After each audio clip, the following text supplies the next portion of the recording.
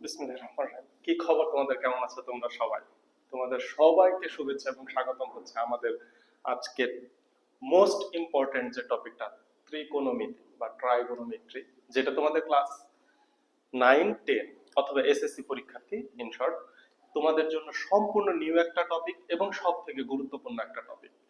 গুরুত্বপূর্ণ কিভাবে? তোমাদের যে 7টা সৃজনশীল থাকবে, এর মধ্যে 2টা সৃজনশীল থাকবে এই ত্রিকোণমিতি থেকে। তার মানে তুমি যদি ত্রিকোণমিতি ভালো করে করো তাহলে তুমি পেয়ে যাচ্ছ হচ্ছে 20 নাম্বার।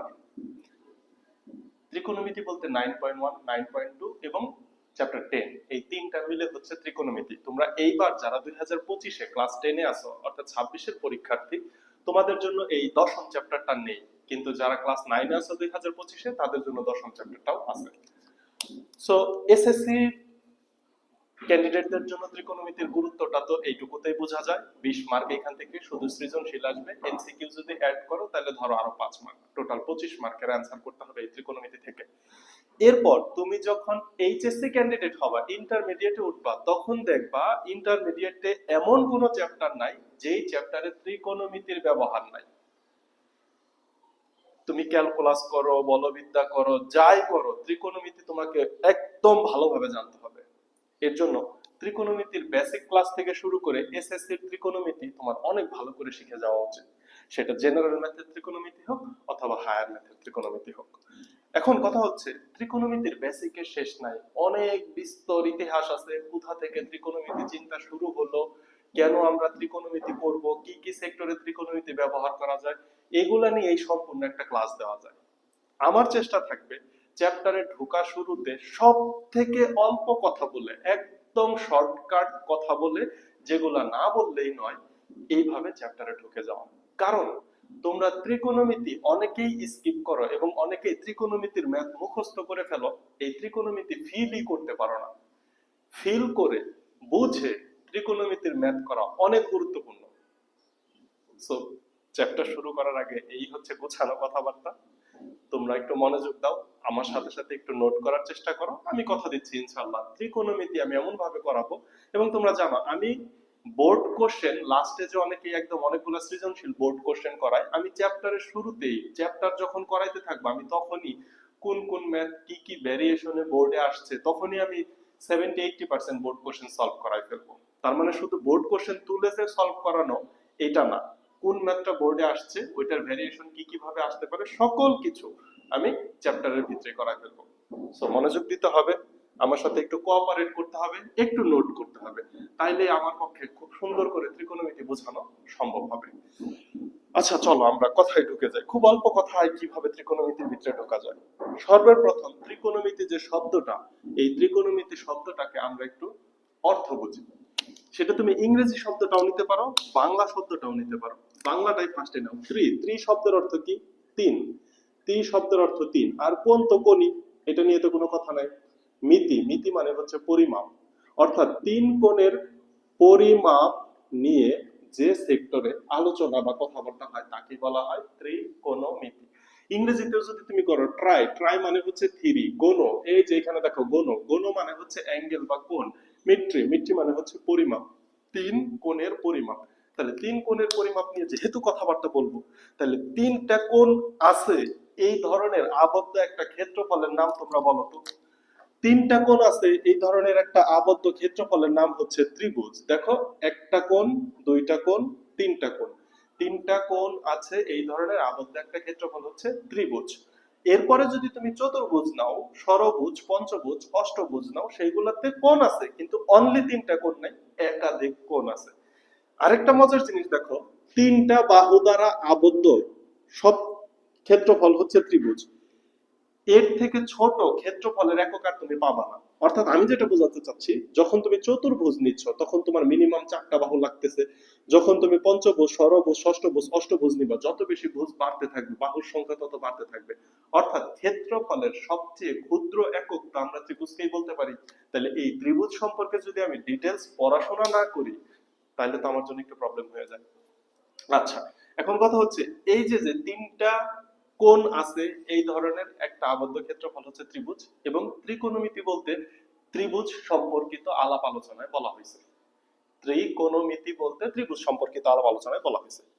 এখন ত্রিভুজের মধ্যেও তো প্রকারভেদ আছে। ত্রিভুজ টোটাল দুই প্রকার, কোন বেদে ত্রিভুজ, বাহু বেদে ত্রিভুজ। বাহু বেদে সমবাহু, সমদ্বিবাহু, বিষমবাহু, ওইটা আমরা আলোচনায় যাব না। আমরা যেহেতু ত্রিকোণমিতি, কোণ নিয়ে কথাবার্তা বলতেছি, তো কোন বেদে ত্রিভুজ গুলা দেখি।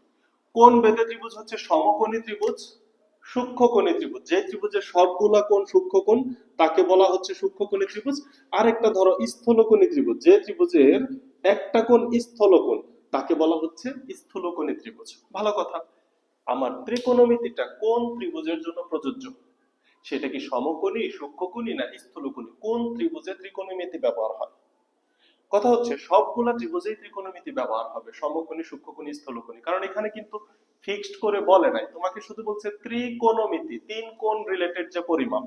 তো সূক্ষ্মকোণী ত্রিভুজের ক্ষেত্রেও তো তিন কোণ আছে, স্থূলকোণী ত্রিভুজে একটা স্থূলকোণ, অপর দুইটা সূক্ষ্মকোণ, এখানেও তো তিন কোণ আছে। তার মানে ত্রিকোণমিতি সব ত্রিভুজের ক্ষেত্রেই প্রযোজ্য। কিন্তু ত্রিকোণমিতির উৎপত্তি, সূত্রের প্রমাণ, সকল কিছু আসছে এই সমকোণী ত্রিভুজ থেকে। সমকোণী ত্রিভুজ, কারণ সমকোণী ত্রিভুজের বিশেষ কয়েকটা গুণ এবং বৈশিষ্ট্য আছে যেগুলো সূক্ষ্মকোণী এবং স্থূলকোণী ত্রিভুজের ক্ষেত্রে একদমই নেই। তাহলে সমকোণী ত্রিভুজ থেকে আমরা ত্রিকোণমিতির সূত্রের প্রমাণগুলো দেখব, এবং আমাদের এসএসসি সিলেবাসে সমকোণী ত্রিভুজের মাধ্যমেই সকল ম্যাথ দেওয়া হয়েছে, অন্য কোনো কোণের মাধ্যমে দেওয়া হয় নাই। তুমি যখন ইন্টারমিডিয়েটে উঠবা তখন দেখবা যে ত্রিকোণমিতির সাইন রুল পড়বা, কোসাইন রুল পড়বা, যেগুলা হচ্ছে সমকোণ, সূক্ষ্মকোণ, স্থূলকোণ যে কোনো ত্রিভুজের ক্ষেত্রে প্রযোজ্য। তাহলে ত্রিকোণমিতির সব থেকে বড় পার্টটা হচ্ছে সমকোণী ত্রিভুজ নিয়ে কথাবার্তা আলোচনা। কথা কি বোঝাইতে পারছি? তাইলে চলো আমরা একটু সমকোণ সম্পর্কে জেনে আসি। সমকোণ সম্পর্কে আমাদের কি কি জানা উচিত? সমকোণ সম্পর্কে আমার কি কি জানা উচিত? প্রথম কথা হচ্ছে সমকোণের একটা পরিচয় জানা উচিত। সমকোণের পরিচয় বলতে একটা কোণ 90 ডিগ্রি হবে তাকে বলা হবে সমকোণ। এবং এই যে যে সমকোণের যে তিনটা বাহু আছে, এই তিনটা বাহুর আলাদা আলাদা নাম আছে এবং এই নামগুলা নির্দিষ্ট। চাইলেই তুমি এই নামগুলাকে ব্যতিক্রম করতে পারবা না। তাহলে সমকোণী ত্রিভুজের বাহুর পরিচিতিগুলো একটু পড়ে নাও। এই যে যে 90 ডিগ্রি, সমকোণী ত্রিভুজের সবচেয়ে বড় কোণ হচ্ছে 90 ডিগ্রি। আমরা জানি কোন ত্রিভুজের সবচেয়ে বড় কোণের বিপরীত বাহুটাও সবচেয়ে বড়। তাহলে এই যে 90 ডিগ্রির বিপরীত বাহু, এটা হচ্ছে সবচেয়ে বড় বাহু এবং এর একটা নাম আছে, এর নামটা হচ্ছে অতিভুজ। এর নামটা কি? অতিভুজ। অতিভুজ, সমকোণী ত্রিভুজের 90 ডিগ্রি কোণের যে বিপরীত বাহু তাকেই বলা হচ্ছে অতিভুজ। এখন ত্রিভুজটা যে ফরম্যাটেই থাকুক, যেমন এই যে এখানে এইটাকে যদি তুমি 90 ডিগ্রি ধরো, তাহলে এইটা হচ্ছে অতিভুজ। এইটা নিয়ে কারো কোনো কনফিউশন থাকে না। আজানটা একটু শেষ হচ্ছে।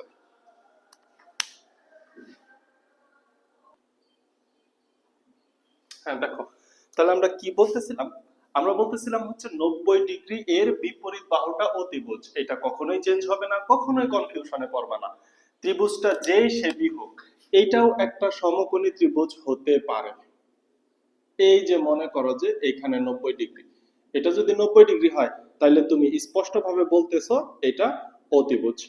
প্রবলেম হচ্ছে সমকোণী ত্রিভুজের অপর দুই বাহু নিয়ে।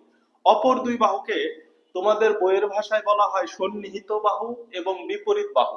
আমরা সন্নিহিত বিপরীতে যাব না, আমরা লম্ব এবং ভূমির মাধ্যমে শিখতে চাই। কারণ আমরা ছোটবেলা থেকে একটা ত্রিভুজের ক্ষেত্রফল শিখে আসছি হাফ ইন্টু ভূমি গুণন উচ্চতা, উচ্চতাটা মানেই হচ্ছে লম্ব। আমরা ওই পরিচিতিতেই থাকতে চাই, নতুন করে পরিচিতি শিখতে চাই না। এখন কথা হচ্ছে তোমাদেরকে যখন আমি ভূমি বের করতে বলি, তোমরা খুব স্বাভাবিকভাবে বলো এইটা ভূমি, এইটা হচ্ছে লম্ব। তোমাদের লজিক হিসাবে কি থাকে? এটা খারাপ ভাবে আছে, তো এটাকে আমরা লম্ব হিসাবে চিন্তা করি, আর এটা ভূমি নিচের দিকে আছে, মাটির দিকে আছে, সুতরাং এটাকে আমরা ভূমি হিসাবে চিন্তা করি। যেই কনসেপ্টটা সম্পূর্ণ ভুল। এখানে কোনটা লম্ব কোনটা ভূমি সেটা মাটির দিকে আছে এবং খারাপ ভাবে আছে চিন্তা করলে হবে না। এখন তাহলে কিভাবে চিন্তা করব? চিন্তা করতে হবে তোমাকে, একটা কোণ তো 90 ডিগ্রি ফিক্সড দেওয়া আছে, অপর দুইটা কোণ আছে না? ধরো ত্রিভুজটার নাম দাও এ বি সি। তাহলে অপর দুইটা কোণের মধ্যে যে কোনো একটা কোণের সাপেক্ষে চিন্তা করতে হবে কোনটা লম্ব কোনটা ভূমি। যদি একটা কোণ ফিক্সড করে বলা না থাকে তাইলে তুমি কিন্তু শিওর না কোনটা লম্ব কোনটা ভূমি, তখন কিন্তু তুমি ত্রিকোণমিতির সূত্র শুদ্ধভাবে বিশুদ্ধভাবে অ্যাপ্লাই করতে পারবা না। তাহলে তোমাকে বলা থাকতে হবে হয়তো বি কোণের সাপেক্ষে, যদি বি কোণের সাপেক্ষে হয় তাহলে এইটা লম্ব আর এইটা ভূমি। যদি কোণ হিসাবে এ কে বেছে নাও তাইলে কিন্তু লম্ব হয়ে যাবে এইটা। যেমন মনে করো এইখানে আমি নাম দিলাম, এইটাকে যদি আমি কোণ হিসাবে ধরি তখন ভূমি হয়ে যাবে নিচের দিকে, এই যে এটা হয়ে যাবে ভূমি আর এটা হয়ে যাবে লম্ব। এই লম্ব এবং ভূমি চিনতে পারাটা সমকোণী ত্রিভুজের গুরুত্বপূর্ণ। এই যে যে কোণ, এই কোণকে প্রকাশ করার জন্য কিছু গ্রিক ভাষার শব্দ আছে, এর মধ্যে আমরা সবচেয়ে যেটা বেশি ব্যবহার করব সেটা হচ্ছে থিটা, যেটাকে এই যে এরকম শূন্যের মতো দিয়ে মাঝখানে কেটে দেয়, এটা হচ্ছে থিটা। আরো কিছু শব্দ আছে আলফা, বিটা, গামা। শব্দগুলো ফিজিক্সে বেশি ব্যবহার হলেও এই থিটা এবং আলফা ত্রিকোণমিতিতে প্রচুর ব্যবহার হয়। আর যদি আমি এ বি সি এর মাধ্যমে অ্যাঙ্গেলকে প্রকাশ করি সেই ক্ষেত্রে অবশ্যই ক্যাপিটাল লেটার ইউজ করতে হবে, কারণ স্মল লেটার দ্বারা ত্রিভুজের বাহুর মানকে নির্দেশ করে, ক্যাপিটাল লেটার দ্বারা অ্যাঙ্গেলকে নির্দেশ করে। বোঝাইতে পারছি? তাইলে এখন আসো, এই যে যে আমাদের একটা ত্রিভুজ আছে, এই ত্রিভুজের লম্ব কোনটা ভূমি কোনটা তোমাকে কোশ্চেন করলো, তখন তোমার মাথায় প্রথম কি কোশ্চেন আসবে যে এখানে থিটা হিসাবে কোনটাকে দেয়া আছে। যদি এইটাকে থিটা হিসাবে দেওয়া থাকে তাইলে দেখো থিটার বিপরীত যেটা বাহু সেটা হয়ে যাবে লম্ব, থিটা এর বিপরীত বাহু হয়ে যাবে লম্ব, আর থিটা সংলগ্ন বাহুটা হয়ে যাবে ভূমি। থিটা এর বিপরীত বাহু লম্ব, থিটা সংলগ্ন বাহু হয়ে যাবে ভূমি। এই যে যে সমকোণী ত্রিভুজ, এই ত্রিভুজে এইটাকে যদি তুমি থিটা চিন্তা করো তাহলে এটা হয়ে যাবে লম্ব এবং থিটার সাথেরটা হয়ে যাবে ভূমি। অতিভুজ নিয়ে কোনো কনফিউশন নাই, আমি আগেই বলছি। সমকোণী ত্রিভুজ আরো কিভাবে হতে পারে, এই যে মনে করো এইটা একটা সমকোণী ত্রিভুজ, এটা যদি সমকোণী ত্রিভুজ হয়, এখন আসো তোমাকে থিটা কোনটা দেওয়া আছে, এইটা মনে করো দেওয়া আছে হচ্ছে থিটা। এইটা যদি থিটা হয় তাহলে তুমি বলতে পারো এইটা লম্ব এবং থিটার সাথের যে বাহুটা এটা হচ্ছে ভূমি, থিটা সংলগ্ন বাহুটাকে বলা হচ্ছে ভূমি। এবং 90 ডিগ্রি এর বিপরীত এটা যে অতিভুজ, এটা নিয়ে কারো কোনো কনফিউশনও থাকে না, কারো কোনো মতামত নাই, এটা ফিক্সড। তাহলে সমকোণী ত্রিভুজ যেভাবেই থাকুক তুমি লম্ব এবং ভূমি চিনতে পারছো কিনা, লম্ব এবং ভূমি যদি চিনতে পারো তাইলে চলো আমরা একটু সামনের দিকে অগ্রসর হই, ত্রিকোণমিতির টার্মগুলো একটু নিয়ে আসি। তার আগে আরো একটা বিষয় একটু বোঝা জরুরি, সেটা হচ্ছে সমকোণী ত্রিভুজ নিয়ে এ পর্যন্ত কোন গণিতবিদ কি কি কথা বলছে এটা একটু জানা উচিত। অ্যাকচুয়ালি সমকোণী ত্রিভুজ নিয়ে সব থেকে গুরুত্বপূর্ণ যে কথা এটা বলে গেছে হচ্ছে পিথাগোরাস। এবং তোমরা জানো আশ্চর্য হবা, পিথাগোরাসকে বলা হয় ফার্স্ট ট্রু ম্যাথমেটিশিয়ান, প্রথম মহান গণিতবিদ হচ্ছে পিথাগোরাস।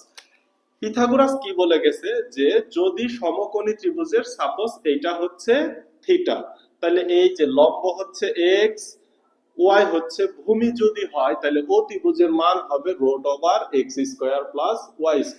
এটা পিথাগোরাস বলে গেছে। অর্থাৎ পিথাগোরাসের সূত্র অনুসারে c² = a² + b², এটা তোমরা পড়ে আসছো না পিথাগোরাসের সূত্র অনুসারে?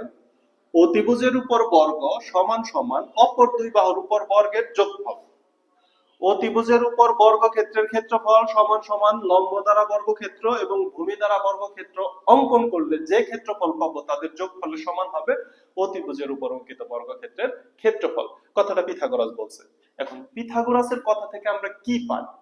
পিথাগোরাসের কথা থেকে আমরা পাই যদি সমকোণী ত্রিভুজের যে কোনো দুইটা বাহুর দৈর্ঘ্য দেওয়া থাকে তৃতীয় বাহুটা আমরা বের করতে পারি। সমকোণী ত্রিভুজের যে কোনো দুইটা বাহুর দৈর্ঘ্য দেওয়া থাকবে, যেমন মনে করো যে আমি আরেকটা উদাহরণ হিসেবে নেই, এই যে একটা সমকোণী ত্রিভুজ, সাপোজ এটা হচ্ছে থিটা, এইখানে লম্ব দেওয়া আছে 3 মিটার, 3 সেন্টিমিটার, 3 কিলোমিটার, একক যে কোনোটা হতে পারে। ভূমি হিসেবে দেওয়া আছে 4, তাহলে অতিভুজের দৈর্ঘ্য কত হবে? অতিভুজের দৈর্ঘ্য তুমি বের করো, √3² plus 4² equal to 3 3 9, 4 4 16 equal to √25 equal to 5। তার মানে অতিভুজ পাচ্ছ হচ্ছে 5। যদি 3 এবং অতিভুজের দৈর্ঘ্য দেওয়া থাকে, যদি ভূমি না দেওয়া থাকে তাহলে তুমি ভূমি বের করতে পারবা। কিভাবে বের করতে পারবা? ভূমিকে x ধরে নাও, x² = 5² - 3², এটাকে ক্যালকুলেশন করলে তুমি পাবা হচ্ছে 16। এখন আমি তো x² ধরছি, আমার লাগবে x এর মান, অতএব x = √16 যদি করো তাহলে তুমি পাও হচ্ছে 4। তার মানে পিথাগোরাসের সূত্র অনুসারে সমকোণী ত্রিভুজের যে কোনো দুই বাহুর দৈর্ঘ্য দেওয়া থাকলে তৃতীয় বাহুর দৈর্ঘ্য আমরা বের করতে পারি। এবং সমকোণী ত্রিভুজ সব সময় একটা অনুপাত মেনে চলে। যদি অনুপাতটা কি এটা আমরা একটু দেখে আসি। সমকোণী ত্রিভুজ কি অনুপাত মেনে চলে সেটা একটু দেখো। অনুপাতটা এই যে এইখান থেকেই আসছে, a square plus b square equal two c square. দুইটা বাহুর উপর বর্গের যোগফল হবে তৃতীয় বাহুর সমান, এবং তৃতীয় বাহুটা ডেফিনেটলি অতিভুজ, সবচেয়ে বড় বাহু হবে।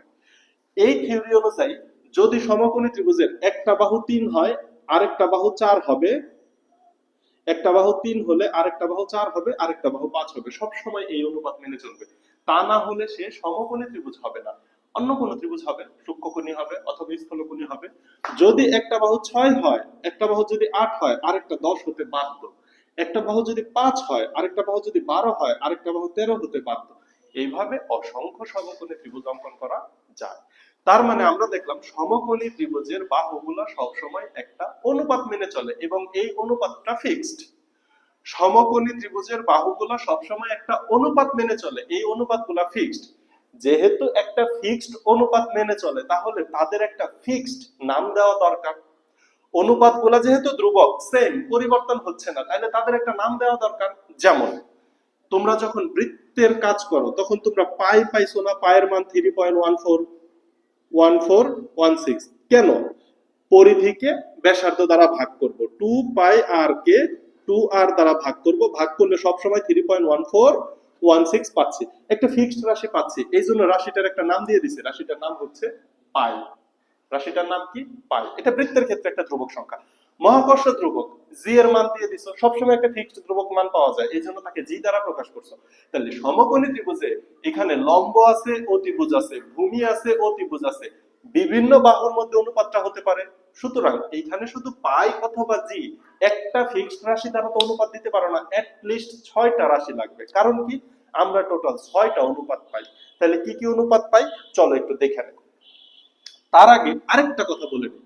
পিথাগোরাসের সূত্র অনুসারে যে কোনো দুইটা বাহুর মান দেওয়া থাকলে তৃতীয় বাহুর মান আমরা বের করতে পারি। সমকোণী ত্রিভুজের ক্ষেত্রে কি হবে? সমকোণী ত্রিভুজের ক্ষেত্রে যদি তোমাকে একটা নির্দিষ্ট কোণ এবং যে কোনো একটা বাহুর মান দেওয়া থাকবে, একটা কোণ একটা বাহু, মাত্র দুইটা তথ্য কিন্তু, যে কোনো একটা অ্যাঙ্গেল দেওয়া থাকবে এবং একটা বাহু দেওয়া থাকবে, তুমি অপর বাহু এবং অপর অ্যাঙ্গেলের মান বের করতে পারবা। মজার কিন্তু, সব থেকে কম ইনফরমেশন দেওয়া থাকবে, সব থেকে বেশি ইনফরমেশন তুমি বের করতে পারবা। তাহলে ত্রিকোণমিতির ব্যবহার পদে পদে কেন হবে না? একটা মাত্র অ্যাঙ্গেল, একটা মাত্র বাহু, সেটা হোয়াটএভার যে বাহু হোক, এই তিন বাহুর মধ্যে যেটা হোক, সাপোজ এটা দেওয়া আছে, তাহলে অপর দুইটা বাহুর মান এবং অপর একটা অ্যাঙ্গেলের মান তুমি বের করতে পারবা। এটাই হচ্ছে সমকোণী ত্রিভুজের বৈশিষ্ট্য। তাহলে চলো অনুপাতগুলা কিভাবে আসলো সেই অনুপাতগুলা একটু দেখা যাক, এবং এই অনুপাতগুলার আমরা নামকরণ করব। এই হচ্ছে অনুপাতের নামকরণ। এইখান থেকে কিন্তু আমি এখন ত্রিকোণমিতিতে ঢুকে যাব। আগে যে কথাগুলো বলছি আবার যদি একটু রিমাইন্ড করি, একটা সমকোণী ত্রিভুজ, সমকোণী ত্রিভুজের তিনটা বাহুর মান আমি শিখছি, সমকোণী ত্রিভুজ সম্পর্কে পিথাগোরাস কি বলছে সেটা আমি দেখলাম, এবং সমকোণী ত্রিভুজের বাহুগুলো একটা অনুপাত মেনটেন করে চলে সেটা আমি দেখলাম। এবার আসো অনুপাত থেকে নামটা দিব, তার আগে অনুপাত কিভাবে মেনটেন করে আরেকটু ফিক্সড করা যাক।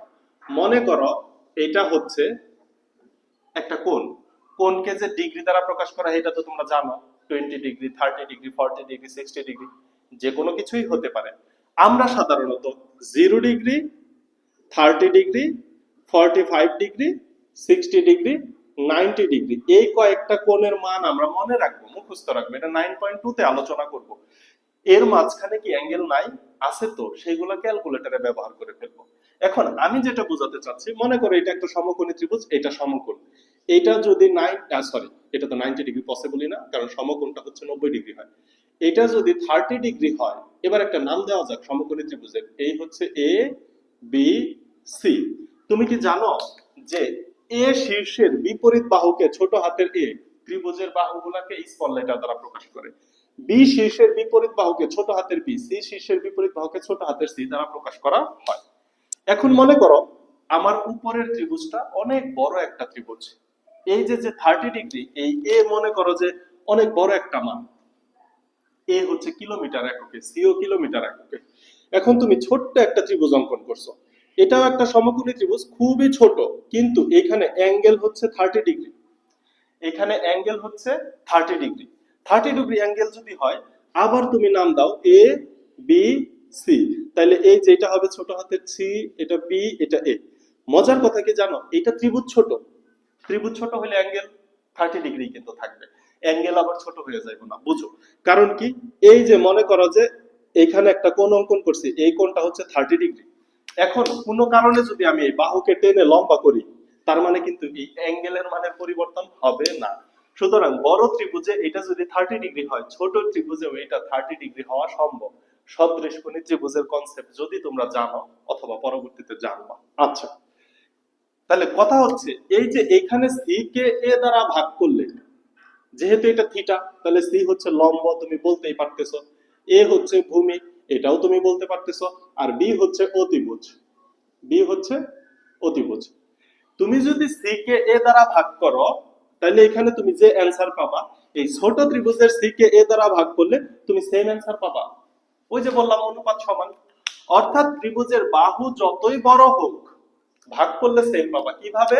তাহলে আরেকটা উদাহরণ দিই। মনে করো তুমি যদি 5 কে 10 দ্বারা ভাগ করো, আর 50 কে 100 দ্বারা ভাগ করো, আর 500 কে যদি 1000 দ্বারা ভাগ করো, তাহলে দেখো এখানে কি পাচ্ছ, এখানেও পাচ্ছ হাফ, এখানেও পাচ্ছ হাফ, এখানেও পাচ্ছ হাফ। দেখো তো প্রত্যেক ক্ষেত্রে হাফ পাচ্ছ না? তো বাহুর দৈর্ঘ্য এখানে 5 মিটার আর এটা 10 মিটার হোক সমস্যা নাই, অথবা 50 মিটার 100 মিটার হোক সমস্যা নাই, অথবা 500 কিলোমিটার ডিভাইডেড বাই 1000 কিলোমিটার হোক সমস্যা নাই। ভাগ করলে ভাগফল কি পাবো? সেম পাবো। এইভাবে বাহুগুলোর অনুপাত ফিক্সড থাকে সমকোণী ত্রিভুজের ক্ষেত্রে। অন্য ত্রিভুজের ক্ষেত্রে কিন্তু আমি বলি নাই। তাইলে আসো এই অনুপাতগুলা কি কি অনুপাত হতে পারে একটু আমার সাথে সাথে লেখো। এই দেখো একটা অনুপাত আসলো, এই যে লম্ব ডিভাইডেড বাই অতিভুজের একটা অনুপাত হতে পারে, সমকোণী ত্রিভুজের লম্ব ডিভাইডেড বাই অতিভুজ, এটার একটা অনুপাত হতে পারে। আচ্ছা, একটা অনুপাত কিন্তু আমরা পেয়ে গেছি। তার মানে এটা যদি 30 ডিগ্রি হয়, এই বাহুর মান যতই বড় হোক অথবা যতই ছোট হোক, লম্বকে যদি তুমি অতিভুজ দ্বারা ভাগ করো, তুমি সেম মান পাবা। ভাগ করার পরে সেম মান পাবা। তাহলে লম্ব এবং অতিভুজের একটা অনুপাত পাওয়া যায়, ভূমি এবং অতিভুজের একটা অনুপাত পাওয়া যায়, ভূমি এবং অতিভুজের একটা অনুপাত পাওয়া যায়, এবং লম্ব এবং ভূমির একটা অনুপাত পাওয়া যায়। আচ্ছা, এখন আসো লম্ব এবং অতিভুজের অনুপাত যেহেতু পাইছো, তুমি অতিভুজ এবং লম্বের অনুপাত পাইতে পারো। অতিভুজ উপরে, নিচে হচ্ছে তুমি লম্বের অনুপাত পাইতে পারো। ভূমি এবং অতিভুজ পাইছো, তার মানে কি তুমি অতিভুজ ডিভাইডেড বাই ভূমি একটা অনুপাত পেতে পারো, এবং লম্ব এবং ভূমি পাইছো, সুতরাং তুমি ভূমি ডিভাইডেড বাই লম্বের একটা অনুপাত পাইতে পারো। এখন তোমাদের কাছে আমার ওপেন চ্যালেঞ্জ, এই 6টার বাহিরে আর কোন অনুপাত বের করতে পারবা? তুমি বলতে পারো ভূমি বাই অতিভুজ, দেখো ভূমি বাই অতিভুজ পাইছি। তুমি বলতে পারো অতিভুজ বাই লম্ব, দেখো দেখো এই যে অতিভুজ বাই লম্ব কোথায় পাইছি, এই যে অতিভুজ বাই লম্ব পাইছি। তুমি বলতে পারো লম্ব বাই ভূমি, এই যে দেখো লম্ব বাই ভূমি পাইছি। তাহলে এই 6টার বাহিরে আর অনুপাত হয় না। তাহলে এই 6টা অনুপাতের মানে যার যার জন্য ফিক্সড।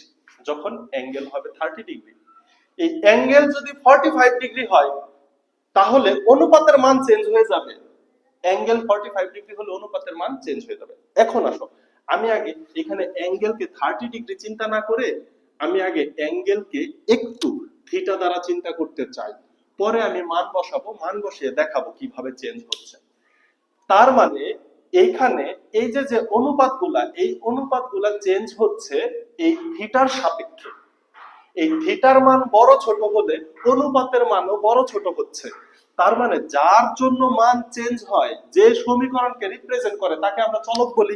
তাইলে ত্রিকোণমিতির ক্ষেত্রে এই থিটাকে কি আমি চলক বলতে পারি? ত্রিকোণমিতির ক্ষেত্রে থিটা হচ্ছে চলক। একটা জিনিস শিখলাম। এবার আসো অনুপাতগুলোর নাম দেওয়া যাক। এই যে লম্ব ডিভাইডেড বাই অতিভুজ, এই অনুপাতটার নাম দেওয়া হয়েছে সাইন। এই অনুপাতটার নাম দেওয়া হয়েছে সাইন, SINE, এবং সাথে অবশ্যই থিটা থাকবে, কারণ এই অনুপাতটা নির্ভর করতেছে থিটার উপর। থিটার মান ছোট বড় হওয়ার সাথে সাথে অনুপাতের মান ছোট বড় হইতেছে। তাহলে থিটা এখানে চলক, চলক ছাড়া তো কোনো কাজ হতে পারে না। তাহলে এইখানে থিটা অবশ্যই থাকবে। থিটা ছাড়া শুধুমাত্র সাইন, এটার কোনো মূল্য নাই। শুধুমাত্র সাইন একটা অপারেটর। বলছি, সবগুলা বলবো, একটু ধৈর্য ধরো। এই যে ভূমি বাই অতিভুজ, এইটার এই অনুপাতের একটা নাম দেওয়া যেতে পারে। এই অনুপাতের নাম হচ্ছে কোসাইন। কোসাইন, এটা সাইনকে সহযোগী, এটা সাইনের সহযোগী। তাহলে কোসাইন সাথে সাথে আমার কি হইতে হবে বলতো? Cosine theta. লম্ব এবং ভূমির অনুপাতের নামটাকে আমরা দিচ্ছি টেনজেন্ট। কি নাম দেওয়া হয়েছে? Tangent theta.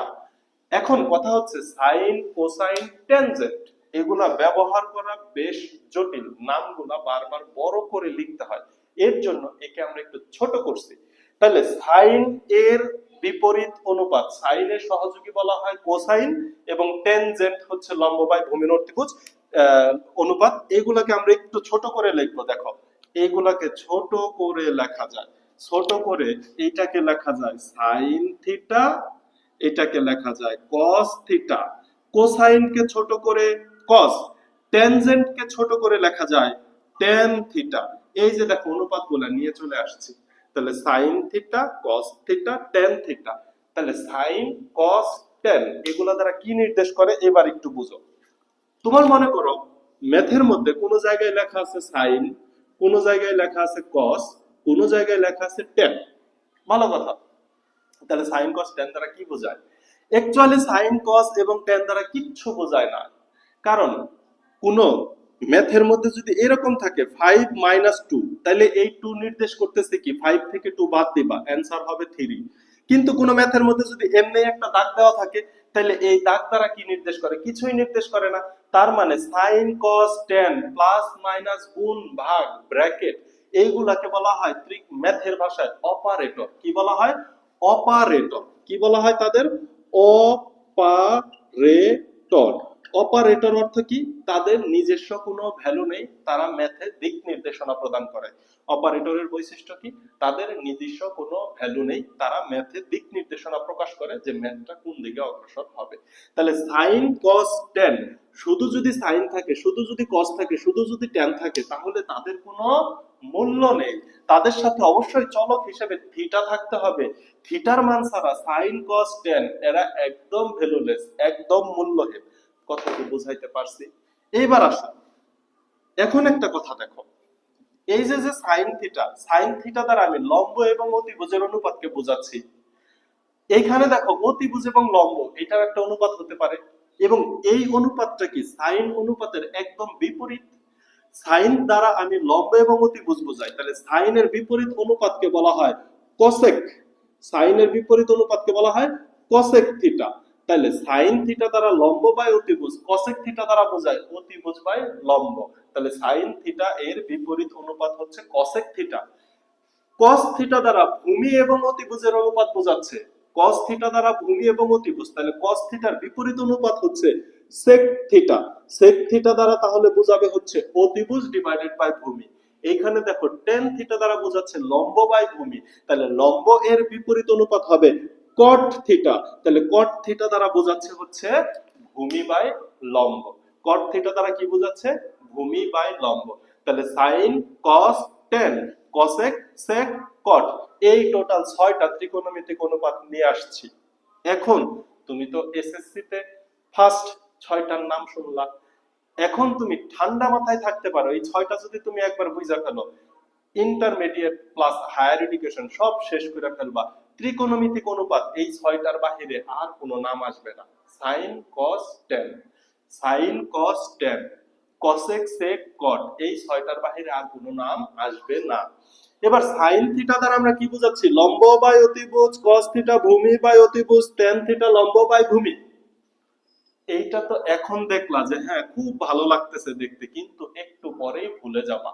এগুলা মনে রাখার জন্য বিভিন্ন ধরনের নিয়ম প্রচলিত আছে, নিয়মগুলা নিয়ে একটু কথা বলি। দেখো, তুমি sine theta, cos theta, tan theta, cosec, sec, cot সব জানা ফেলছো, কিন্তু এটা মনে রাখার একটা টেকনিক আগে শিখে নেই, পরে বিষয়গুলো আমি একটু বারবার প্র্যাকটিস করে ম্যাথে ঢুকতেছি। টেকনিকটা হচ্ছে sign theta, cos theta, tan theta এটা পুরোটা তুলো, এরপরে আমি টেকনিকটা লিখতেছি। টেকনিকটা কোথায় লিখবো? লেখার মতো জায়গা পাচ্ছি না, এই সাইডটা মুছে দিতে হবে কারণ আমার কাছে জায়গা নাই। টেকনিকটা দেখো, এক এক জায়গায় এক এক ভাবে পরিচিত। আমি কোনটা করাবো সেটা আমি পরে বলতেছি, আগে দেখো ওভারঅল আমাদের পুরো বাংলাদেশে যেভাবে মনে রাখা হয়। এক নাম্বার হচ্ছে সাগরে লবণ অতি, সাগরে লবণ অতি, এটা হচ্ছে এক নাম্বার। সাগরে হচ্ছে সাইন, লবণ হচ্ছে লম্ব, অতি হচ্ছে অতিভুজ। দুই নাম্বার হচ্ছে সাইন, তাহলে সাইন থিটা ইকুয়াল টু লম্ব বাই অতিভুজ। দুই নাম্বার কবরে ভূত অতি, কবরে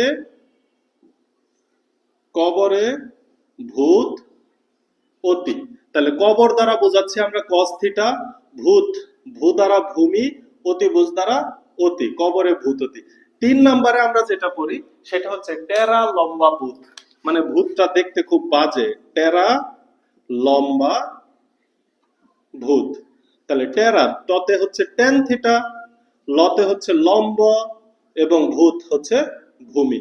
তাহলে সাগরে লবণ অতি, কবরে ভূত অতি, টেরা লম্বা ভূত। তাহলে সাইন থিটা লম্ব বাই অতিভুজ, কস থিটা কবরে ভূত অতি, ভূমি বাই অতিভুজ, টেরা লম্বা ভূত, ততে টেন থিটা লম্ব বাই ভূমি। এইভাবে আমরা মনে রাখি সাগরে লবণ অতি, কবরে ভূত অতি, টেরা লম্বা ভূত, সাগরে লবণ অতি, কবরে ভূত অতি, টেরা লম্বা ভূত। এগুলা কয়েকদিন একটু মাথার মধ্যে খেলতে হবে ওয়ার্ড গুলো, তা না হলে পুরোপুরি অ্যাডপ্ট করতে পারবা না। আরেকটা সহজ সিস্টেম আছে, যে সিস্টেমে আমি পড়ি, আমি যে সিস্টেমটা মনে রাখি সেই সিস্টেমটা যদি দেখো, এই যে serial by sine theta cos theta tan theta, sine theta cos theta tan theta. আমি কি করছি, আমি একটু সহজ করার চেষ্টা করছি। আমি প্রথম অক্ষরগুলো নিয়ে কাজ করছি। দেখো এখানে লম্ব, এখানে ভূমি, এখানে অতিভুজ থেকে আমি টিকে নিচ্ছি, কারণ এটা দেখো একটা বাঁকা বা তেসরা একটা দাগ, বাঁকা বাহু, আমাদের গ্রামের ভাষায় তেসরা দাগ। তো অতিভুজ থেকে আমি তি শব্দটাকে বাছাই করছি। তাহলে ঘটনা কি হয়ে গেছে দেখো, তুমি একটু কয়েকবার ট্রাই করলেই হবে। লতি ভূতি লঘু, লতি ভূতি লঘু, সাইন কস টেন লতি ভূতি লঘু, সাইন কস টেন লতি ভূতি লঘু, সাইন কস টেন লতি ভূতি লঘু। প্রথম অক্ষর লব, দ্বিতীয় অক্ষর হর। তাহলে লতি মানে কি, লতি মানে হচ্ছে লম্ব ডিভাইডেড বাই অতিভুজ, লম্ব ডিভাইডেড বাই অতিভুজ। ভূতি ভূমি ডিভাইডেড বাই অতিভুজ। লঘু লম্ব ডিভাইডেড বাই ভূমি।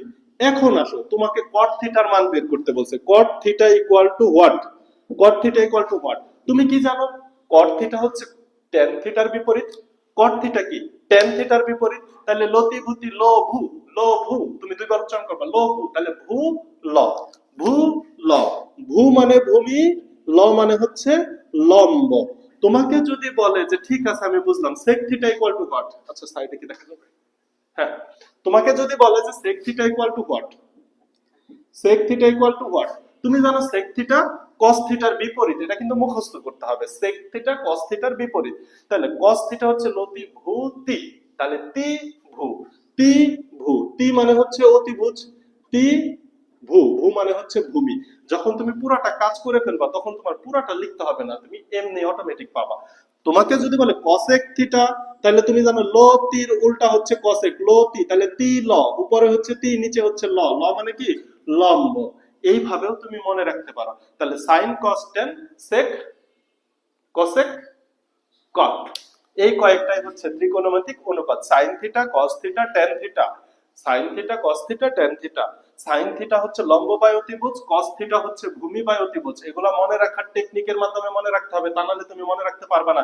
এগুলা প্রচুর ব্যবহার আছে, কিছুক্ষণের মধ্যে আমি ব্যবহার দেখাবো। আচ্ছা, তাহলে লতি ভূতি লঘু দিয়েও মনে রাখতে পারো। আবার তুমি চাইলে সাগরে লবণতি, কবরে ভূততি, টেরা লম্বা ভূত, দুইটা দিয়েই মনে রাখতে পারো। আমি দেখা গেছে দুইটাই ইউজ করব, কিন্তু মাঝে মাঝে ম্যাক্সিমাম সময় আমি লতি ভূতি লঘু দিয়ে করে ফেলবো। এইবার এখন তোমাদের কিছু এমসিকিউ দেওয়া যাক। মোটামুটি আমরা চ্যাপ্টারে ঢুকে গেছি, এমসিকিউ দেওয়া যাক। তোমাকে কেউ যদি বলল, মনে করো তোমাকে কেউ যদি বলে যে cos theta equal to, cos theta equal to 3 divided by 5, cos theta equal to 3 divided by 5 দ্বারা কি বুঝো? cos theta equal to 3 divided by 5 দ্বারা কি বুঝো? এটা তোমাকে কোশ্চেন বললো বা কোথাও লেখা আছে cos থিটা ইকুয়াল টু 3/5, এটা দেখার সাথে সাথে তোমার মাথায় কি আসতে হবে? মনে করো আমি বাকি সব মুছে দিছি, তোমার মাথায় cos থিটা ইকুয়াল টু 3/5 বোর্ডে কোথাও লেখা আছে, তখন তুমি কি বুঝবা? এই রকম থাকতে পারে, কোথাও লেখা আছে cot থিটা ইকুয়াল টু 8/7। এটা দ্বারা তুমি কি বুঝো? এই ধরনের কথা তোমার থাকতে পারে না। কি বুঝো তুমি? cot থিটা দ্বারা কি বুঝো? cos থিটা দ্বারা কি বুঝো? দেখো, প্রথম কথা cos থিটা, cos থিটা, আবার cos থিটা কথাটা দেখার সাথে সাথে তুমি জানো এটা একটা সমকোণী ত্রিভুজ। তাইলে তুমি এই যে একটা সমকোণী ত্রিভুজ অঙ্কন করছো, এখানে অ্যাঙ্গেল হিসাবে কাকে দেওয়া আছে? অ্যাঙ্গেল হিসাবে দেওয়া আছে থিটা। এই যে তুমি থিটাকে ধরে নিছো, যেই মুহূর্তে তুমি থিটাকে ধরে নিছো সেই মুহূর্তে তুমি লম্ব কোণটা এবং ভূমি কোণটা এটা জেনে গেছো। অতিভুজ নিয়ে প্রথম থেকেই কোনো সমস্যা নাই, এটা হচ্ছে অতিভুজ। আচ্ছা, আমি কি শুধুমাত্র cos থিটা দেখার সাথে সাথে এইটুকু চিত্র অঙ্কন করতে পারবো?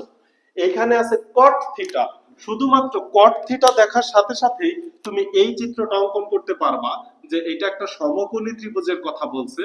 এই সমকোণী ত্রিভুজে এইটা হচ্ছে থিটা, এটা হচ্ছে থিটা। আচ্ছা, এটাকে একটু ব্যতিক্রম ভাবে দেখেন। এটা একটা সমকোণী ত্রিভুজের কথা বলছে, সমকোণী ত্রিভুজটাকে একটু ব্যতিক্রম ভাবে দেখায়। এই যে মনে করো এই একটা সমকোণী ত্রিভুজের কথা বলছে, এই একটা সমকোণী ত্রিভুজ এবং এইটা হচ্ছে থিটা।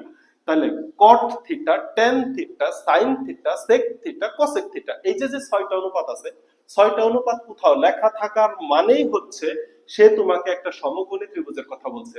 সে কিসের কথা বলছে? সমকোণী ত্রিভুজের কথা বলছে। সমকোণী ত্রিভুজ অঙ্কন করছি এবং থিটা কোণের রেসপেক্টে কাজ করতে বলছে, আমি থিটা কোণকে নিয়ে নিছি। এরপরে বলছে 3/4। এখন আসো 3/4 এর কাজ, স্টেপ গুলা বুঝছো। 3/4, এখন cos থিটা মানে তুমি কি জানো? কবরে ভূত অতি, ভূমি বাই অতিভুজ। তার মানে উপরে যে মানটা দেয়া আছে এটা হচ্ছে ভূমির মান এবং নিচে যে মানটা দেয়া আছে এটা হচ্ছে অতিভুজের মান। তাহলে এখানে ভূমি কত? এখানে ভূমি হচ্ছে 3, অতিভুজ কত? অতিভুজ হচ্ছে 5। তাহলে লম্বের মান পিথাগোরাসের সাহায্যে তুমি বের করতে পারবা না? তোমাকে cot থিটা বলছে, বলার সাথে সাথে তুমি বুঝা গেছো এটা একটা সমকোণী ত্রিভুজের কথা বলছে। সমকোণী ত্রিভুজের কথা বলার পরে cot থিটা মানে কি? সাগরে লবণ অতি, কবরে ভূত অতি, টেরা লম্বা ভূত। cot তো হচ্ছে tan এর বিপরীত, তাহলে tan হচ্ছে লম্ব বাই ভূমি, তাহলে cot হচ্ছে ভূমি বাই লম্ব।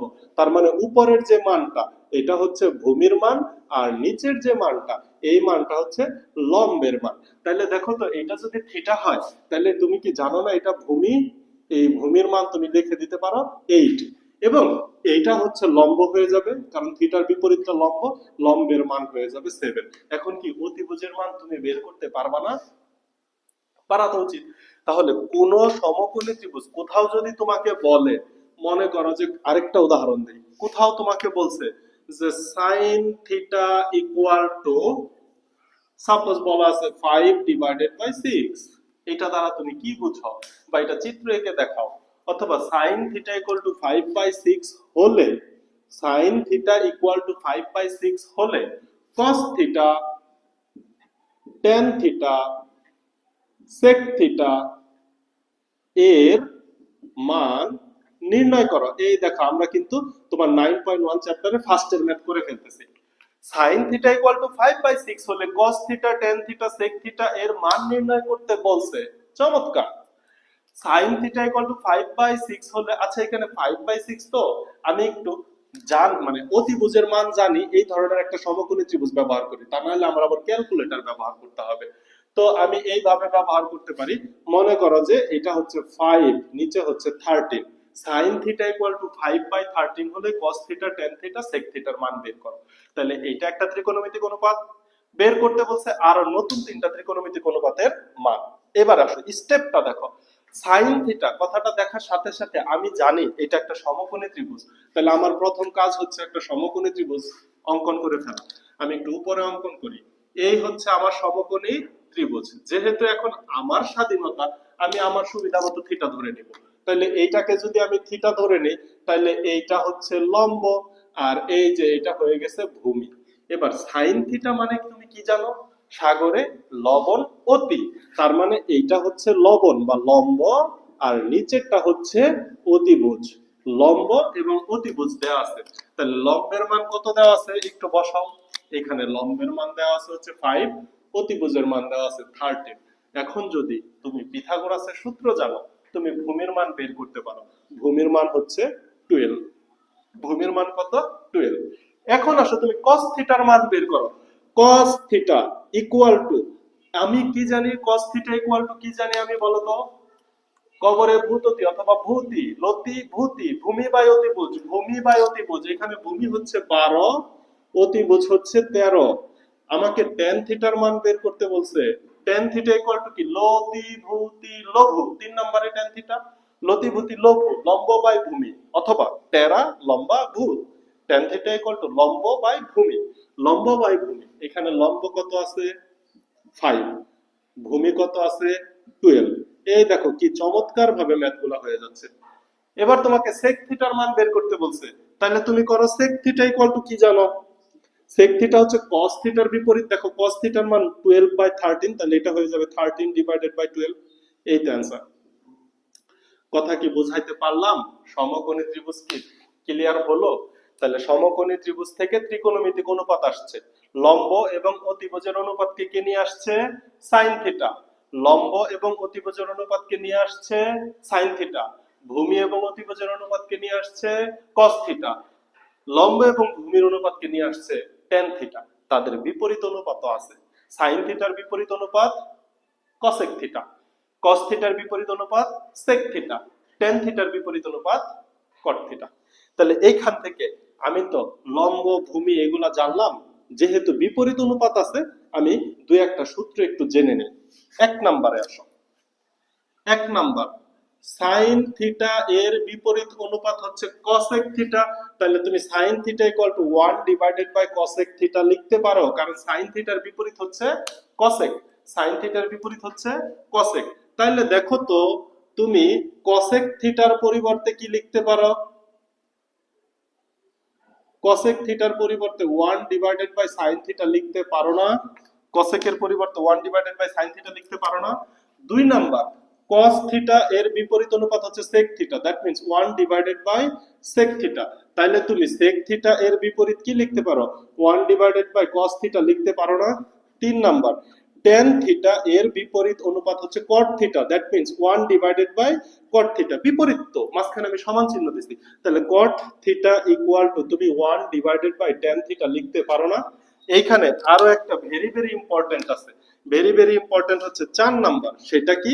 tan থিটা ইকুয়াল টু তুমি লিখতে পারো sin theta divided by cos theta. এখন tan থিটার বিপরীত যেহেতু cot থিটা, তাহলে cot থিটা ইকুয়াল টু লিখতে পারো cos theta divided by sin theta. এই যে দেখো কয়েকটা সূত্র চলে আসলো। এখন আমি স্কয়ারের সূত্র যাই না। স্কয়ারের সূত্রকে বলা হয় অভেদের সূত্র, ত্রিকোণমিতির অভেদাবলী। ওইটা আমি নেক্সট ক্লাসে যাব, বা 9.2 তে যাওয়ার আগে যাব। এইখানে ত্রিকোণমিতিক অভেদ এখনো লাগবে না, মানে পরের ক্লাসেই লাগবে, এই ক্লাসে লাগবে না। তাহলে দেখো sin theta cos theta tan theta, sin থিটার বিপরীত 1/cosec থিটা। তাহলে cosec থিটার বিপরীত 1/sin থিটা। অর্থাৎ কোন জায়গায় যদি sin থাকে আমি 1/cosec লিখতে পারি, 1/cosec থাকলে sin লিখতে পারি, আবার শুধু cosec থাকলে 1/sin লিখতে পারি। এইভাবে মনে রাখতে হবে। তুমি শুধু মনে রাখবা sin থিটার বিপরীত cosec থিটা, cos থিটার বিপরীত sec থিটা, tan থিটার বিপরীত cot থিটা। এবং tan থিটাকে sin theta by cos theta লেখা যায়। তাহলে এটার একটু প্রমাণটা দেখা জরুরি। আশা করি এই 4টা সূত্র তোমরা লিখে ফেলছো। এটা হচ্ছে 4 নাম্বার সূত্র। আশা করি 4টা সূত্র লিখে ফেলছো। তাহলে আসো 4 নাম্বার সূত্রের একটু প্রমাণটা একটু দেখে আসি। আমি এই সাইড মুছে দিই। 4 নাম্বার সূত্রের প্রমাণটা দেখো। প্রমাণটা হচ্ছে tan theta equal to sin theta. tan theta equal to sin theta divided by cos theta. আচ্ছা sin থিটা মানে তুমি কি জানো? লতি, লম্ব বাই অতিভুজ। তাহলে লেখো লম্ব ডিভাইডেড বাই অতিভুজ। এটা হচ্ছে sin থিটার বিপরীত। cos থিটার বিপরীত তুমি কি জানো? ভূমি, ভূমি ডিভাইডেড বাই অতিভুজ। তাহলে লিখে দিলাম ভূমি ডিভাইডেড বাই অতিভুজ। এখন দেখো লবে একটা ভগ্নাংশ আছে, হরে একটা ভগ্নাংশ আছে। তাহলে লবের সাথে হর ভাগ অবস্থায় আছে। ভাগ অবস্থায় থাকলে তাকে গুণ করে উল্টায় দেওয়া যায়। এটা তো তোমার বেসিক সেন্স। ইকুয়াল টু, তাহলে দেখো তো লম্ব ডিভাইডেড বাই অতিভুজ লম্ব ডিভাইডেড বাই অতিভুজ ইনটু, এই যে এটা যদি উল্টায় যায় তাহলে অতিভুজটা উপরে উঠে যাবে, অতিভুজ ডিভাইডেড বাই ভূমিটা নিচে নেমে যাবে। এখন দেখো তো অতিভুজ অতিভুজ যদি তুমি কেটে দাও তাহলে কি থাকে, লম্ব ডিভাইডেড বাই ভূমি থাকে। আচ্ছা, লম্ব বাই ভূমি, প্যারা লম্বাভূত, লম্ব বাই ভূমির অনুপাত কে নিয়ে আসে, tan থিটা নিয়ে আসে না? এই জন্য tan theta equal to sin theta by cos theta লেখা যায়, প্রমাণিত। হিউজ ব্যবহার, এই সূত্রের অসম্ভব রকমের ব্যবহার আছে। তাইলে এখন পর্যন্ত আমি যা যা পড়ছি, ফার্স্টে তো একটু বেসিক দেখলাম। তোমরা অনেকেই কোশ্চেন করো সাইন কস টেন এই নামগুলা কোথা থেকে আসলো, বা নামগুলা এমন কেন হলো, অন্যরকম কেন হলো না। অ্যাকচুয়ালি সাইন কস টেন নামগুলা ল্যাটিন ভাষার শব্দ থেকে নেওয়া হয়েছে। নামগুলা একদিনে না, শত শত বছরের বিবর্তনের পরবর্তীতে আজকের সাইন কস টেন আসছে। এই সাইন থিটা শব্দটা আসছে হচ্ছে সাইনাস থেকে। সাইনাস, এই সাইনাস শব্দের অর্থ হচ্ছে অর্ধজ্যা, অর্থাৎ এই যে একটা বৃত্তের এই যে জ্যা, এই জ্যা কেন্দ্রে কোণ উৎপন্ন করে, এই জ্যা যত ছোট হয় কেন্দ্রে উৎপন্ন কোণের মান তত ছোট হতে থাকে। এইখান থেকে এটা কিন্তু সর্বপ্রথম এই অর্ধজ্যা শব্দটা ব্যবহার করছে ভারতীয় গণিতবিদ আর্যভট্ট, খুব সম্ভবত এটা ব্যবহার করছে পরবর্তীতে, এবং তিনি এটার নাম দিয়েছিল অর্ধজ্যা। পরে এটা আরবরা ব্যবহার করছে, আরবদের কাছ থেকে এটা ল্যাটিনরা ব্যবহার করছে, ল্যাটিনদের কাছ থেকে সর্বশেষ ইংরেজিতে আসছে সাইনাস। তাহলে সাইনাস শব্দটি চলে আসছে অর্ধজ্যা শব্দ থেকে। সাইনাস কোথা থেকে আসছে, অর্ধজ্যা শব্দ থেকে, অর্ধজ্যা, অর্ধজ্যা, অর্ধজ্যা। অ্যাকচুয়ালি সাইনাসের আরেকটা অর্থ আছে, ল্যাটিন ভাষায় সাইনাস মানে হচ্ছে পকেট। শার্টের যেমন পকেট থাকে, সাইনাস দ্বারা ঠিক এরকম পকেট শব্দ বোঝায়, ঠিক আছে।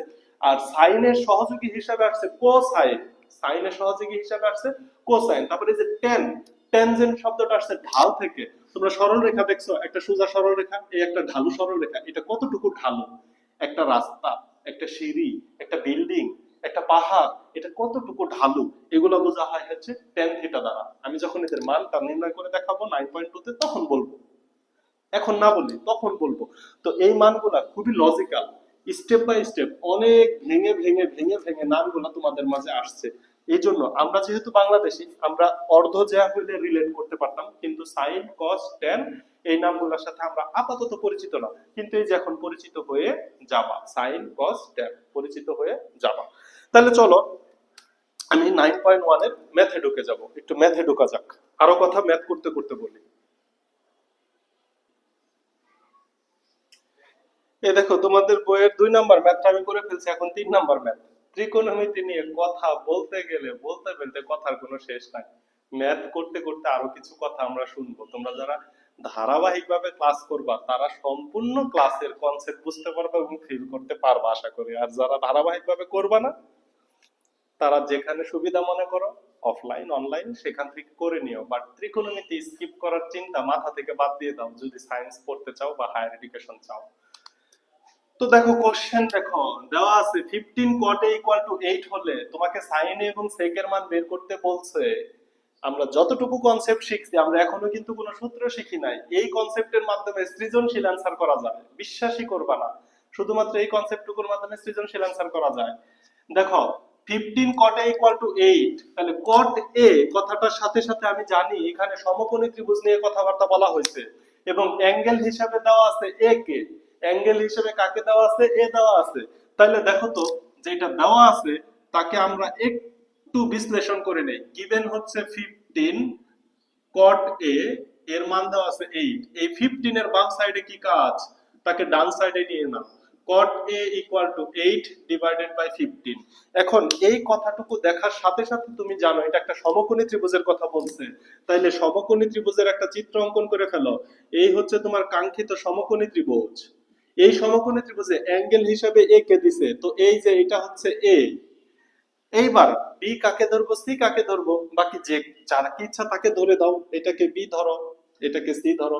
এখন কট এ, কট মানে আমি কি জানি, কট হচ্ছে ট্যান থিটার বিপরীত। ট্যান থিটা কি ছিল, সাগরের টেরা লম্বা ভূত বা লতিভূতি লঘু, লঘু লম্ব বাই ভূমি। তাহলে কট থিটা মানে হচ্ছে ভূমি ডিভাইডেড বাই লম্ব, ভূমি ডিভাইডেড বাই লম্ব।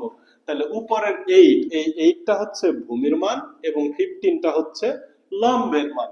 তাহলে দেখো এখানে যদি এটা থিটা হয় তাহলে ভূমি হচ্ছে এটা, এই ভূমির মান দেওয়া আছে হচ্ছে 8 এবং লম্ব হচ্ছে এটা, এই লম্বের মান দেওয়া আছে হচ্ছে 15।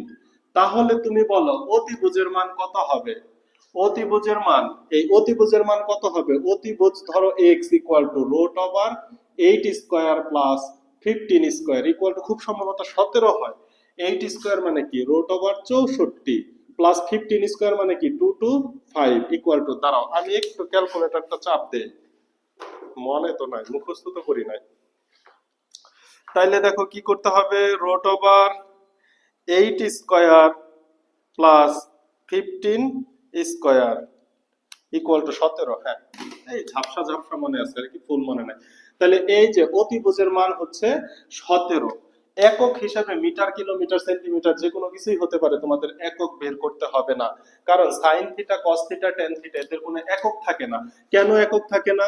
সাইন থিটা ইকুয়াল টু তুমি কি জানো, লম্ব ডিভাইডেড বাই অতিভুজ। লম্বও একটা দৈর্ঘ্য, অতিভুজ একটা দৈর্ঘ্য। মনে করো লম্ব মিটারে আছে, অতিভুজ মিটারে আছে, মিটার মিটার কেটে গেলে সাইন থিটা একটা অনুপাত, তাহলে অনুপাতের কোনো একক থাকে না। কস, টেন, কট কারোরই কোনো একক থাকবে না। এবার দেখো এই সমকোণী ত্রিভুজের সবগুলা বাহুর মান আমার বের করা শেষ। এবার সাইন এর মান বের করতে বলছে, তাহলে আসো তো সাইন এ মানে কি, লম্ব বাই অতিভুজ। সাইন মানে লম্ব বাই অতিভুজ, এখানে লম্ব হচ্ছে 15, অতিভুজ হচ্ছে 17। সেক এর মান বের করতে বলছে, তাহলে সেক এ ইকুয়াল টু, সেক বলতে তুমি কি জানো, কস থিটার বিপরীত লতি ভূতি, বা কবরে ভূত অতি, ভূমি বাই অতিভুজ। তাহলে এখানে হবে অতিভুজ ডিভাইডেড বাই ভূমি। তুমি যদি নাম লিখে করতে চাও কোনো সমস্যা নাই। অতিভুজ হচ্ছে 17, ভূমি হচ্ছে 8। এখানে সাইন এবং সেক বলছে, অন্যগুলা বলে নাই। তোমাকে যদি বলতো কসেক, তোমাকে যদি বলতো কসেক, কসেক তুমি কি জানো, কসেক এ হচ্ছে ভূমি বাই, সাইনের বিপরীত, সাইন হচ্ছে লতি, লম্ব বাই অতিভুজ, তাহলে এটা হচ্ছে অতিভুজ বাই লম্ব, দ্যাট মিন্স 17 বাই 15। এইভাবে 6টা অনুপাতের মানই তোমাকে বের করতে বলতে পারে। একটা তো দেই আছে, বাকি 5টার মান বলতে পারে। এটা ছিল তোমাদের 3 নাম্বার। চলো একটু 4 নাম্বার ম্যাথটা দেখে আসি। দেখো তোমাদের বইয়ের 4 নাম্বার ম্যাথ, কোশ্চেনটাকে শুধু বড়ই করছে, কিন্তু ম্যাথ এত ইজি, তুমি জাস্ট কোশ্চেন করে একটা চিত্রটা আঁকো। কি বলছে, এবিসি একটি সমকোণী ত্রিভুজ। তাহলে তোমার প্রথম দায়িত্ব হচ্ছে একটা সমকোণী ত্রিভুজ অঙ্কন করা। এই যে একটা দাগ দাও, এই একটা দাগ দাও, এই একটা দাগ দাও, এই হচ্ছে একটা সমকোণী ত্রিভুজ। এখানে বলছে এবিসি সমকোণী ত্রিভুজের কোণ সি হচ্ছে সমকোণ। তাহলে এই যে যেই জায়গায় 90 ডিগ্রি সেই জায়গায় লিখে দাও কোণ সি। কোণ সি হচ্ছে সমকোণ। এইবার এ এবং বি কোথায় দেখবো, জায়গা ফাঁকা আছে দুইটা, এই দুইটার মধ্যে যে কোনো একটা এ, যে কোনো একটা বি, তোমার যেটা মন চায় সেইটা লিখলেই হয়ে যাবে। এই হচ্ছে এ, এই হচ্ছে বি। এই A B equal to 13 centimetre, তাহলে এই যে এ বি এর মান বসাও 13 centimetre, BC equal to 12 centimetre, এই যে বিসি এর মান বসাও 12 সেন্টিমিটার। কোন এবিসি হচ্ছে থিটা, তার মানে এখানে মাঝখানে বি আছে, এই বি কে ধরে নিছে থিটা হিসাবে। যেই মুহূর্তে বি কে থিটা হিসাবে ধরে নিছো সেই মুহূর্তে তোমার লম্ব বের হয়ে গেছে, ভূমি বের হয়ে গেছে। তার মানে এই দিক হয়ে গেল লম্ব, এই দিক হয়ে গেল ভূমি, আর অতিভুজ তো আগে থেকেই ফিক্সড। এই তো কাজ শেষ। এখন বলছে sign theta, cos theta, ten থিটার মান বের করো। সমকোণী ত্রিভুজ তো তুমি বের করছো, আর একটা বাহু বাকি আছে না, সেই বাহুর মানটা বের করা তোমাকে পিথাগোরাস শিখাইছে না। সেই বাহুর মান যদি বের করো, দেখো এটা আছে 12, এটা আছে 13, তুমি যদি ক্যালকুলেশন করো 13 স্কয়ার মাইনাস 12 স্কয়ার, এটাই হচ্ছে সি এ এর মান। অবশ্যই একে রোড করতে হবে। তাহলে দেখো 13 স্কয়ার মানে 169, 12 square 144 equal to root over 25 equal to 5। এটা এমনিতেও মুখস্থ থাকবে।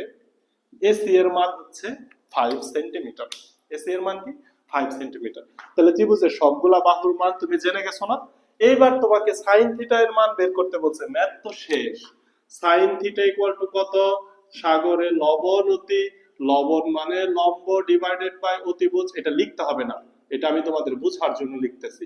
তাহলে এখানে লম্বের মান হচ্ছে 5 ডিভাইডেড বাই অতিভুজের মান হচ্ছে, সরি অতিভুজের মান 30, ভূমির মান হচ্ছে 12, অতিভুজের মান 30। তাহলে সাইন থিটা চলে গেল। এখন যদি আমাকে কস থিটার মান বের করতে বলে, তাহলে কস থিটা ইকুয়াল টু কবরে ভূত অতি, ভূমি বাই অতিভুজ, ভূমি তুমি দেখো আছে 12, অতিভুজ আছে 13। এখন যদি তোমাকে tan থিটার মান বের করতে বলে তাহলে tan থিটা ইকুয়াল টু লম্ব ডিভাইডেড বাই ভূমি। এখানে লম্ব আছে হচ্ছে 5, ভূমি আছে হচ্ছে 12। এই তো অ্যান্সার শেষ। এই ম্যাথকে আর কি কি করতে পারে? sin theta plus tan theta এর যোগফল বের করতে পারে। এই যে এরকম ভাবে বলতে পারে sin theta plus cos theta. তাহলে তুমি কি করবা? sin থিটার মান জানো 5/13 প্লাস cos থিটার মান জানো 12/13, এটা ক্যালকুলেশন করে দিবা।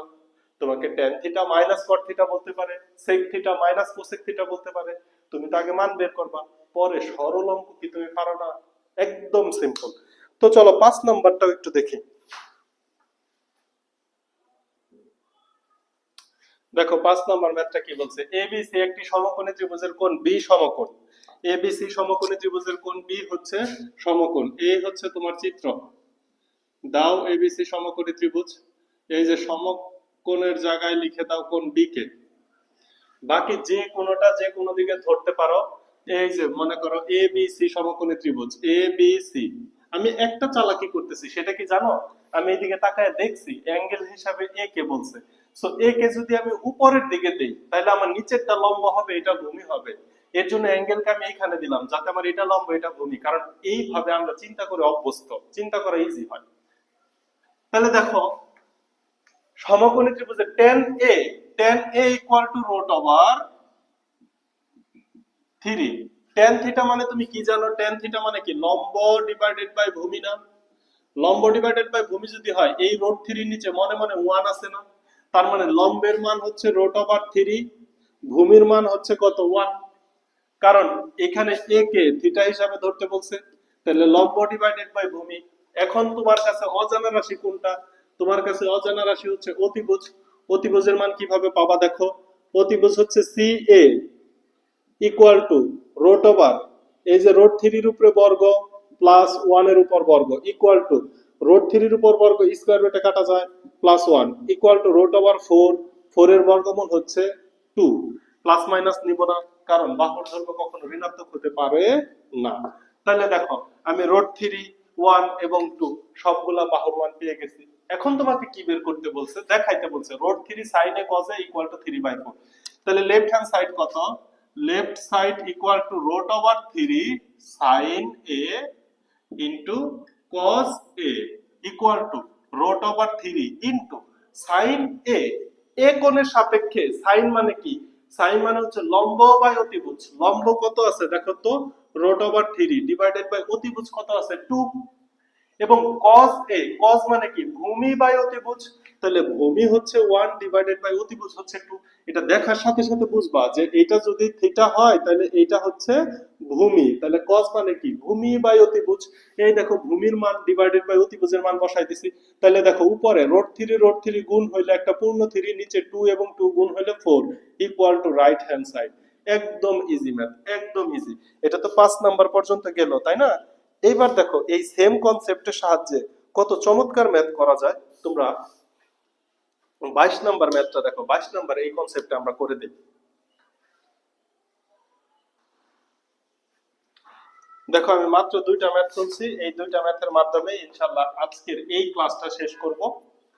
এই যে যে লাস্ট 2টা ম্যাথ, এই ম্যাথটা তো একদম সংক্ষেপে যোজন বিয়োজন করে করা যায়, সেটা আমি অন্য ক্লাসে দেখাবো। কিন্তু আজকের ফার্স্ট ক্লাসে কি আমরা শুধু বেসিক দেখছি, এবং এই বেসিকের উপরে নির্ভর করে দেখো এই ম্যাথগুলো করা যায়। এবং এই ম্যাথগুলো খুব গুরুত্বপূর্ণ। তুমি 22, 23, 24, 25 ভেরি ভেরি ইম্পর্টেন্ট লিখে রাখো। এগুলা থেকেই বোর্ডে কোশ্চেন আসবে 100% শিওর।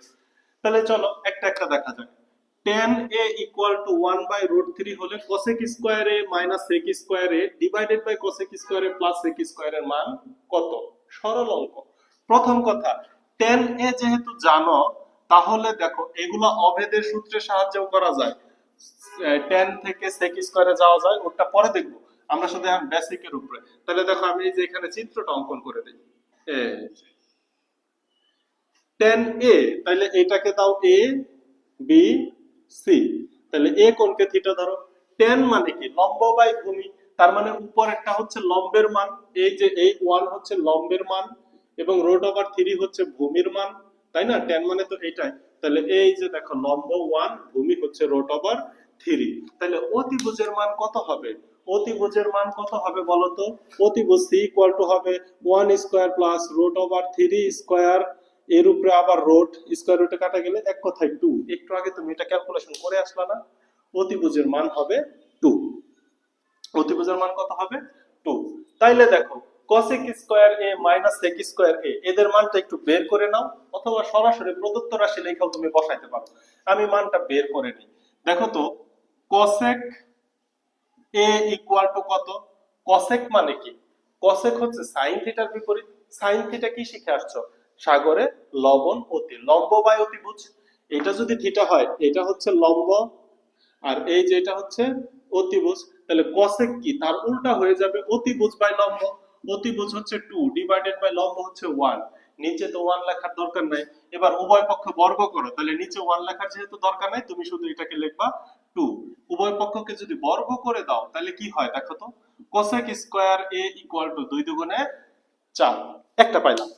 এবার আসো তুমি sec এর মান বের করো তো। sec a ইকুয়াল টু কত? sec cos এর বিপরীত। cos মানে কি? লতি ভূতি, অথবা কবরে ভূত অতি, ভূমি বাই অতিভুজ। তাহলে এখানে কি হবে? অতিভুজ ডিভাইডেড বাই ভূমি। অতিভুজ হচ্ছে 2 ডিভাইডেড বাই ভূমি হচ্ছে রুট ওভার 3। এবার একটু বর্গ করে দাও তো। sec square a equal two 2 দুগুণে 4 ডিভাইডেড বাই স্কয়ার রুটে কাটা গেলে 3, বর্গ করে দিলাম। উভয় পক্ষ বর্গ করে দিলাম। অতএব এই যে যে প্রদত্ত রাশিটা, এটা লেখা মান বসাই দিয়ে সরল করবা। cosec square a minus divided by cosec square a plus sec square a equal to cosec এর মান কত পাইছো দেখো তো তুমি? 4 মাইনাস sec স্কয়ার এর মান কত পাইছো? 4 ডিভাইডেড বাই 3। এখানে পাইছো 4 প্লাস 4 ডিভাইডেড বাই 3। এবার আসো লবে লসাগু করবা, হরে লসাগু করবা। লবের লসাগু হবে 3, লবের লসাগু কত হবে? 3। তাহলে উপরে হবে 3 4 12 মাইনাস 4, নিচে যদি লসাগু করো 3, তাহলে 3 4 12 প্লাস 4 ইকুয়াল টু, এই যে দেখো হরে হরে হরিমূল, এখানেও হর কাটা, এখানেও হর কাটা, হরে হরে কাটা। তাহলে দেখো 12 থেকে যদি 4 যায় তাহলে তুমি কি লিখতে পারো? 8 ডিভাইডেড বাই 12 সাথে 4 যোগ করলে 16। এই যে 16 কে 8 দ্বারা ভাগ করলে 2, দ্যাট মিন্স তুমি অ্যানসার পাচ্ছ হাফ। এটাই হচ্ছে অ্যানসার। চরম মজা, দেখো বুঝো কিনা। আমরা শেষ প্রান্তে চলে আসছি আজকের ক্লাসের, একদম শেষ প্রান্তে চলে আসছি। খুব মজার কিন্তু বিষয়গুলো খুবই সিম্পল, খুবই মজা। তুমি শুধুমাত্র tan a দেওয়া আছে, tan এর সাহায্যে চিত্র এঁকে ফেলছো। এরপরে অতিভুজের মান দেওয়া ছিল না, বের করছো। এখন তুমি ত্রিকোণমিতিক বাহুর অনুপাতের মাধ্যমে মান নির্ণয় করতে পারো। তুমি cosec এবং sec এর মান বের করছো এবং একটু চালাকি করছো। এখানে স্কয়ার আছে তো আমি এখানে স্কয়ারের মান বের করে নিলাম, তাহলে এখানে মান বসাই দিলেই হবে। যদি স্কয়ারের মান বের না করি তাহলে এখানে মান বসাইলে মানের উপরে স্কয়ার দিতে হবে, ঝামেলা না, এই জন্য আমি এখানে স্কয়ার করে দিছি। আশা করি বুঝতে পারছো। আজকের ক্লাসের সর্বশেষ ম্যাথ নাম্বার হচ্ছে 24। কার কতটুকু ভালো লাগছে জানি না, ক্লাস দেখবা, যদি উপকার হয় অবশ্যই ফিডব্যাক জানাবো। আমি চেষ্টা করব খুব দ্রুত ত্রিকোণমিতির ফুল একটা প্লে লিস্টে দেওয়ার জন্য। দেখো cot a equal to b by a, তাহলে ত্রিভুজ অঙ্কন করো। এই যে সমকোণী ত্রিভুজ, a হচ্ছে থিটা, তাহলে এই যে এটাকে দাও a, এটাকে দাও b, এটাকে দাও c। cot a tan এর বিপরীত, tan হচ্ছে লম্ব বাই ভূমি, তাহলে এটা ভূমি, উপরে যেটা আছে এটা হচ্ছে ভূমি, নিচেরটা হচ্ছে লম্ব। এই a কে যদি তুমি থিটা ধরো, a কে যদি থিটা ধরো, তাহলে ভূমি হচ্ছে এই যে এটা, ভূমির মান হচ্ছে b, লম্বের মান কত দেওয়া আছে? a। cot থিটা মানে ভূমি বাই লম্ব। tan থিটা কি? নতিভূতি ল ভূ, লম্ব বাই ভূমি, তাহলে cot থিটা হচ্ছে ভূ ল, ভূমি বাই লম্ব। তাহলে এই যে উপরে b হচ্ছে ভূমির মান, a হচ্ছে লম্বের মান, তাহলে এই মানটা সরাসরি বের হয়ে যায় a square plus b square পিথাগোরাসের সূত্রের সাহায্যে। কারণ এখানে তো অ্যাকচুয়াল মান বের হবে না, a square plus b square. এবার এখান থেকে দেখো তো তুমি sin a এবং cos এর মানটা বের করো। sin a ইকুয়াল টু তুমি কি লিখতে পারো? sin মানে কি? লতি, লম্ব হচ্ছে a ডিভাইডেড বাই অতিভুজ হচ্ছে root over a square plus b square, এবং cos থিটার মান বের করো। cos a ইকুয়াল টু ভূতি, ভূমি বাই অতিভুজ b divided by root over a square plus b square, b divided by root over a square plus b square. এবার এই যে যে প্রদত্ত রাশি দেওয়া আছে এখানে একটু মান বসাইবা। অতএব a sin a minus B cos A divided by A sine A plus B cos A equal to, এই যে সহগ হিসাবে যে এ আছে, এই এর তো তোমার কোনো কাজ নাই, এর জায়গায় এ থাকতে থাকবে, এই জায়গায় এ থাকলো, সাইন এর মান তুমি কি বসাইছো, a divided by root over a square plus b square minus b এর জায়গায় বি থাকবে, কজ এর মান কি পাইছো, b divided by root over a square plus b square divided by, হরেও তো সেম হবে, শুধু চিহ্ন হবে প্লাস, তাহলে a into a divided by root over a square plus b square minus b into b divided by root over a square plus b square. এবার দেখো নিচে এক লাইন দেখা যাবে, নিচে আমরা লসাগু করে ফেলি।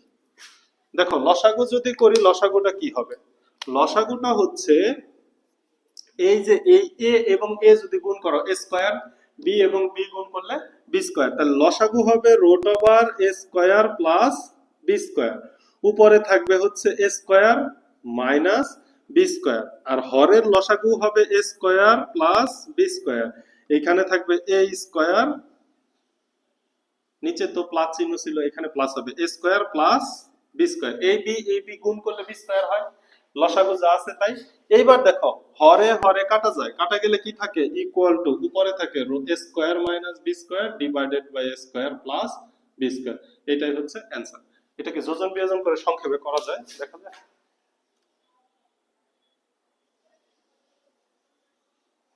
এই দেখা যায়, যোজন বিয়োজন করে সংক্ষেপে করা যায়। এই ছিল তোমার 9.1 চ্যাপ্টারের বেসিকের সাথে শুরু করে আমরা মোট 1 2 3 4 5 6টা ম্যাথ করে ফেলছি। নেক্সট ক্লাসে আমরা অভেদের সূত্রগুলা দিব, ত্রিকোণমিতির অভেদের সূত্রগুলার সাথে সাথে আমরা চ্যাপ্টারের ম্যাক্সিমাম ম্যাথ ইনশাআল্লাহ করে ফেলবো। এরপরে উদাহরণ, সৃজনশীল সব হবে, জাস্ট দেখতে থাকো, ওয়েট এন্ড ওয়াচ। আল্লাহ হাফেজ।